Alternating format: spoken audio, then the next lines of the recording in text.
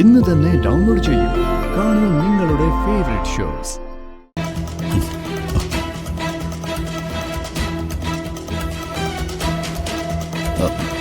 ഇരിക്കൂ.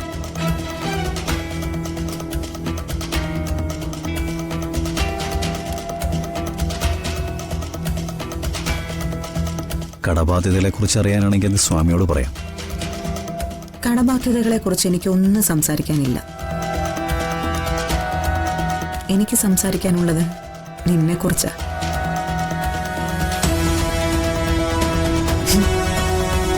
നീ നന്നായിട്ട് അഭിനയിക്കുന്നുണ്ട്.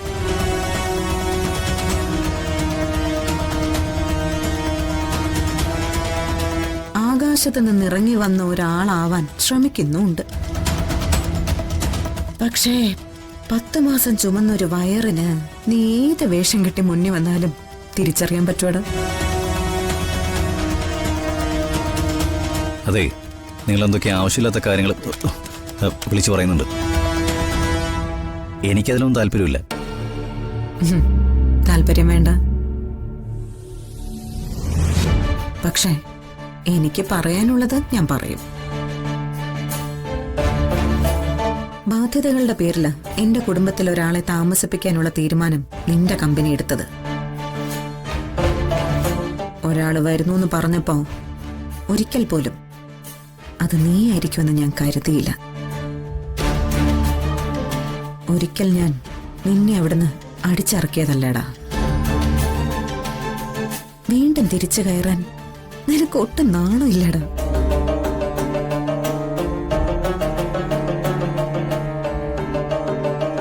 നിന്റെ ലക്ഷ്യം നിത്യയാണെന്ന് എനിക്ക് നന്നായിട്ട് അറിയാം. അവളെ ദ്രോഹിക്കാൻ നീ ശ്രമിച്ചപ്പോഴൊക്കെ ഞാനത് തടുത്തിട്ടുണ്ട്. ഇപ്പൊ നിനക്ക് ശക്തിയുണ്ട്, സാമ്പത്തികമായ പിൻബലമുണ്ട്. പക്ഷെ അവളിപ്പോഴും ഞാൻ നെഞ്ചിൽ കൊണ്ട് നടക്കുന്ന എന്റെ മോള. അവൾക്ക് നേരെ നീ കൈ ഓങ്ങിയാൽ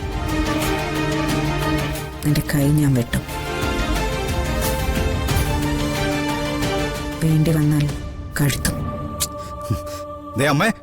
ഇരിക്കടാ.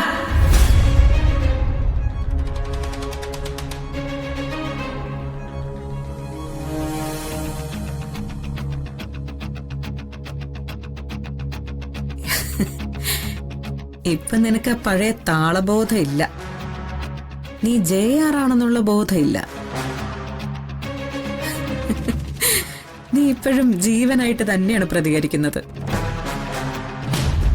ഒരമ്മയുടെ നെഞ്ച് തകർത്തവനാ നീ. ഒരു കുടുംബത്തിന്റെ നട്ടെല്ല് തകർത്തവനാ നീ. മനസാക്ഷിയില്ലാതെ മറ്റുള്ളവരെ കൊന്നു തള്ളിയവനാ. ആ നിന്നോട് അറുപ്പും വെറുപ്പും മാത്രമേ എനിക്കും എന്റെ കൂടെ നിൽക്കുന്നവർക്കും ഉള്ളൂ.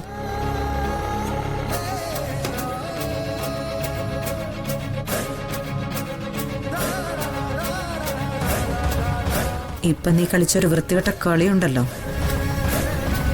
അതൊരിക്കൽ കൂടി ആവർത്തിച്ചാൽ എന്റെ കുടുംബത്തിലേക്ക് കാലെടുത്ത് വെക്കാൻ ശ്രമിച്ചു പോവരുത്. കേട്ടല്ലോ നീ? മധുര നൊമ്പരക്കാറ്റ്